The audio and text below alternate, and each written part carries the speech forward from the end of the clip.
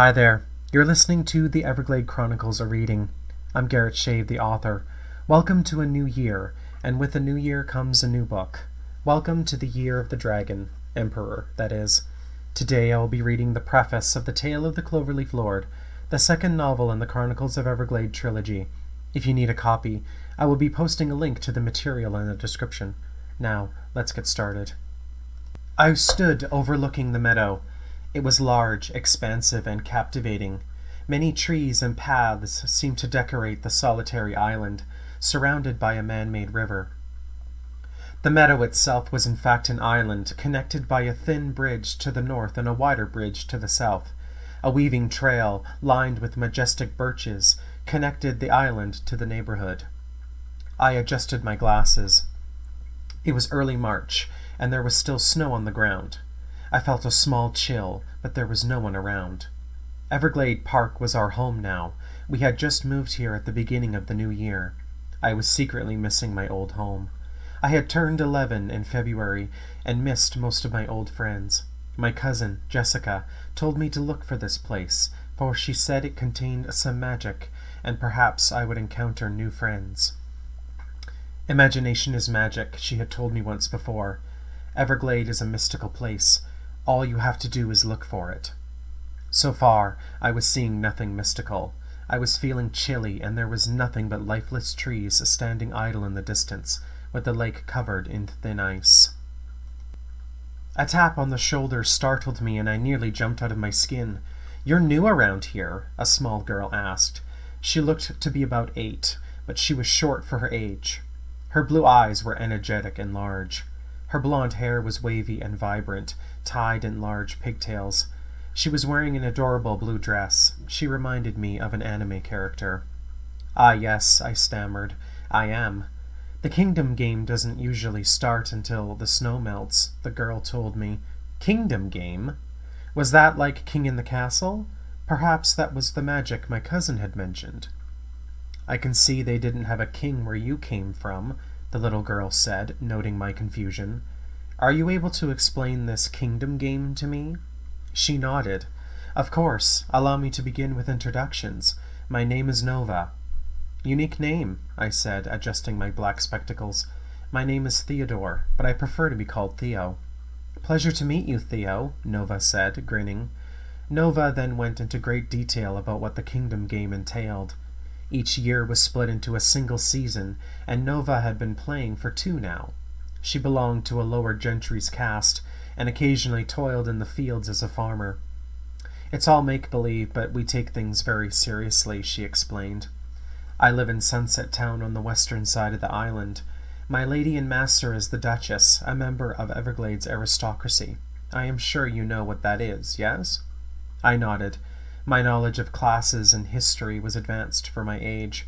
This entire game seemed like a heavily orchestrated cabaret of childish fun. "Good," Nova carried on. "They in turn take orders from the Emperor." "Emperor?" I asked, interrupting. "I thought you said you had a king." "We used to," she said cautiously. "He was overthrown last season, poor guy.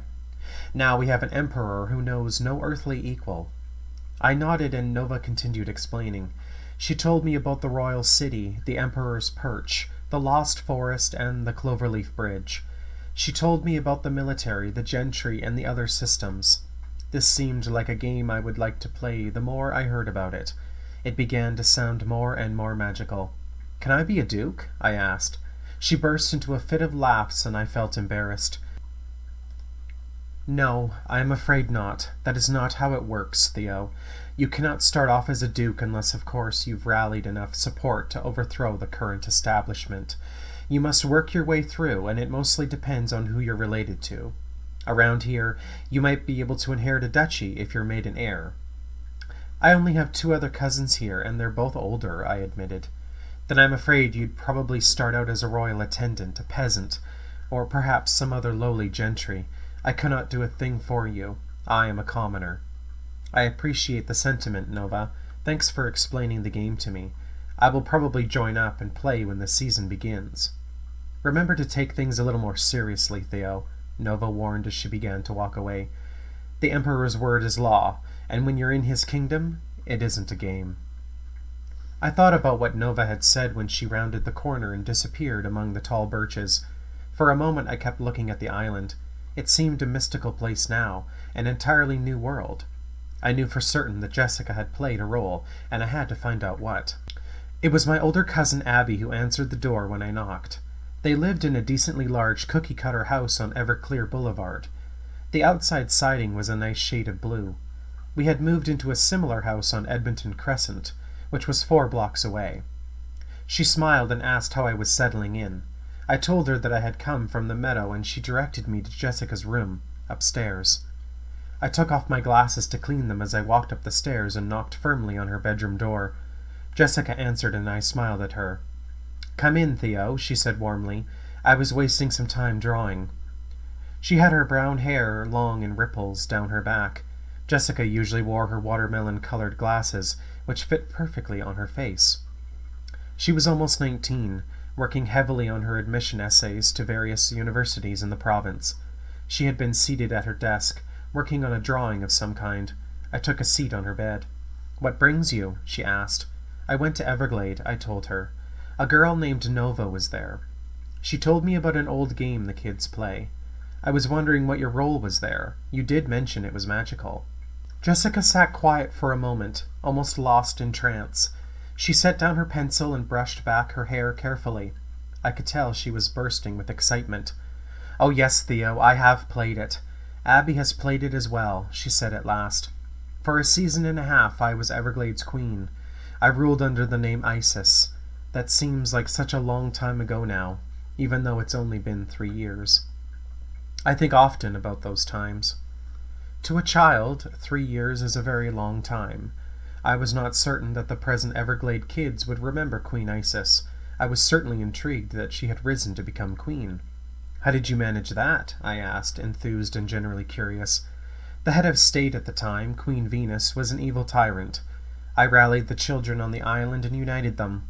I did it under disguise, dressed as the dark hero Isis. Eventually we all came together, and we won the great battle. Venus was expelled and I became queen. My boyfriend, Ben, I named him the king. We ruled together for a while, before we knew it was time to leave." "You lost your imagination?" "No," Jessica giggled. "We just knew we were getting too old to be playing such games. The door to the adult world opened, and both Ben and I went through it. When I left, the kingdom had never been happier. We solidified our legacy, and the kingdom was handed off to a reasonable heir." "How odd," I said, rubbing my chin. "Nova told me that the king had been overthrown and was replaced with an emperor. She didn't say his name." A look of worry had befallen my cousin's face, and she turned away for a moment. "My entire legacy destroyed?" She was alarmed. "Were you thinking of playing?" I nodded. "Yes, but Nova told me it's about who you know. I know no one here, just yet, so I will start out at the bottom." "Try mentioning your last name, Walker. That, or try mentioning that you're Queen Jessica's cousin. That might get you somewhere nice." She winked at me, her smile returning. I smiled. "Thanks, Jess. You are always so nice. Just remember, the game is very serious," she told me, echoing the words of Nova. "Once you enter the kingdom, the ruler's word is law. If you are on the bottom, you will be treated as if you were nothing but scum. Keep strong, though. Even the farmers in the fields have a good time. I will keep that in mind. Once you have played for a while, come back to me. I am curious to know who is still around. I know it has been 3 years, but I would assume a few of the kids I grew up with are still playing. The young ones, anyway, must still be active. I am curious to know who this mysterious emperor character is. I want to know what happened to my heir." "I'll do my best," I admitted. "I won't find out till the season starts at the end of the month, though." "No matter," Jessica remarked. "Other things occupy my time, such as these bothersome school reports." I got up to leave, but before I did, a question dawned on me. "Before I go, what was Abby's role in the meadow?" That brought a smile to her face. For starters, she was an upstart in the military. She worked her way up and became a general. It was a tough challenge, since she was against me for the longest time. Yet, in the end, our sisterly bond prevailed and she joined our cause. After I became queen, I made her Lady Commander of the Armed Forces, a new title. "Thanks," I smiled, exiting her room. That concludes the preface of the Tale of the Cloverleaf Lord. Changes are abound, and Theo will have to learn quickly how to navigate them. Can he succeed? Join me next week when we tackle Chapter 1, entitled Down the Rabbit Hole. Thanks for listening, and I hope you have a great week. Dragon Boats by Fass is the music used during this novel on the podcast. Find us online on Facebook and Instagram by searching at Everglade Chronicles. You can find all 3 of the Everglade Chronicles novels exclusively on Amazon. Thank you kindly for your support.